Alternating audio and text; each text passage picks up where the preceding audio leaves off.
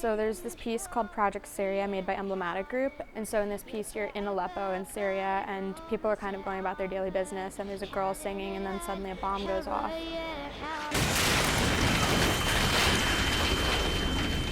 I'm Ashna Mago. I'm a junior at Stanford studying computer science. Wow, this is what it would be like to be living in a city where I know we might be attacked, but I still have to go about my daily life.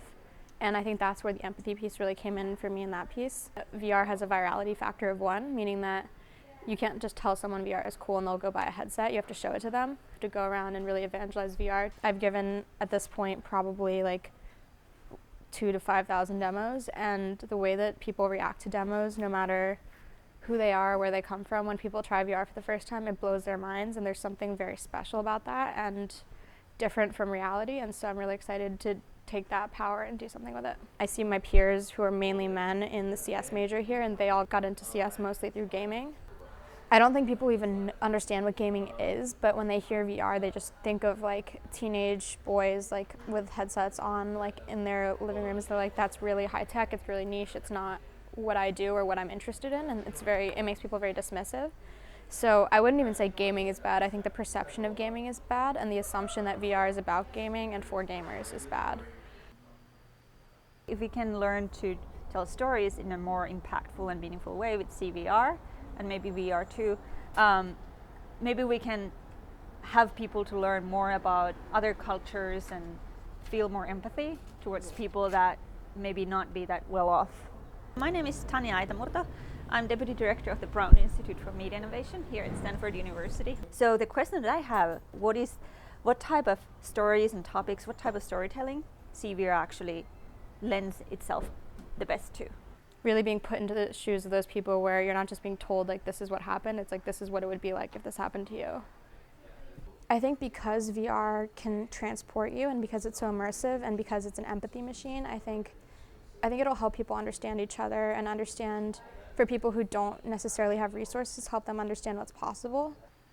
We had our first CVR project, Reframe Iran, where our team of students, they made a documentary about Iranian artists by using CVR. And one idea there was to see, because Iranian artists, we could think that they are often portrayed as something as exotic and, you know, somewhere far away. But what happens when you actually bring the audience to the studios of these artists, and they watch the footage by using head-mounted display, and you know it's all over you. You are basically there in the studio.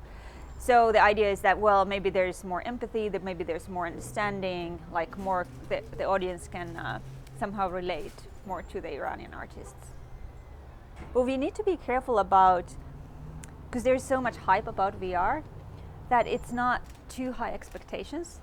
That will happen if we take shortcuts and we don't first develop VR and CVR for education in a meaningful way, using human-centered design and finding what the needs are, what the classroom situations are, that we are really designing for a certain purpose, that we don't just develop the technology independently and then try to, you know, latch it on teachers, like now you should use this. But there's actually, it comes from the teachers' needs and the students' needs, like what is it, like not what we think might be useful for them.